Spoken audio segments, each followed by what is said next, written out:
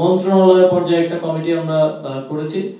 সেই কমিটি কাজ করে একটা রিপোর্ট প্রদান করলে আমরা বুঝতে পারবো যে আসলে আমাদের কত কি পরিমাণ ক্ষয়ক্ষতি হয়েছে, কোনটা রিকভারেবল আর কোনটা রিকভারেবল না। প্রায় 5টি মন্ত্রণালয়ের নথি পুড়ে গেছে। এর মধ্যে আমাদের ডাক টেলিযোগাযোগ বিভাগ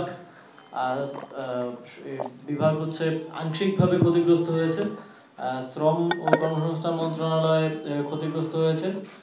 যুব ক্রীড়া এবং স্থানীয় সরকার পল্লী উন্নয়ন সমবায় মন্ত্রণালয়, এছাড়াও রোডস অ্যান্ড হাইওয়ে সেটাও ক্ষতিগ্রস্ত হয়েছে। এই রোডস অ্যান্ড হাইওয়ে ডিভিশন আর হচ্ছে ডাক টেলিযোগ ডিভিশন আর বাকি 3টা মন্ত্রণালয়, এই মোট 5টা মন্ত্রণালয়ের নথিগুলো ক্ষতিগ্রস্ত হয়েছে। এর মধ্যে যুব ক্রীড়া মন্ত্রণালয়ের নথির কার্যক্রম অনলাইনে থাকার কারণে সেটা আমরা রিকভার করতে পারবো, কিন্তু স্থানীয় সরকার পল্লী উন্নয়ন সমবায় মন্ত্রণালয়ের কার্যক্রম পুরোটাই অ্যানালগ ভাবে হয়, পুরোটাই ফাইলে হয়। সুতরাং যেই শাখাগুলোর নথিগুলো আসলে পুড়ে গেছে সেগুলো কতটুকু রিকভার করা যাবে সেটা ক্ষয়ক্ষতি নিরূপণ করার জন্য আমাদের মন্ত্রণালয় পর্যায়ে একটা কমিটি আমরা করেছি।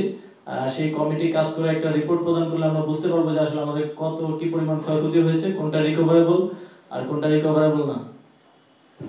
আপনি ষড়যন্ত্রের কথা বলেছিলেন, স্ট্যাটাস দিয়েছিলেন একটা আছে। আমরা স্থানীয় সরকার বিভাগে আমি দায়িত্ব গ্রহণ করার পর আমরা কিছু অর্থনৈতিক অসঙ্গতি লক্ষ্য করেছি।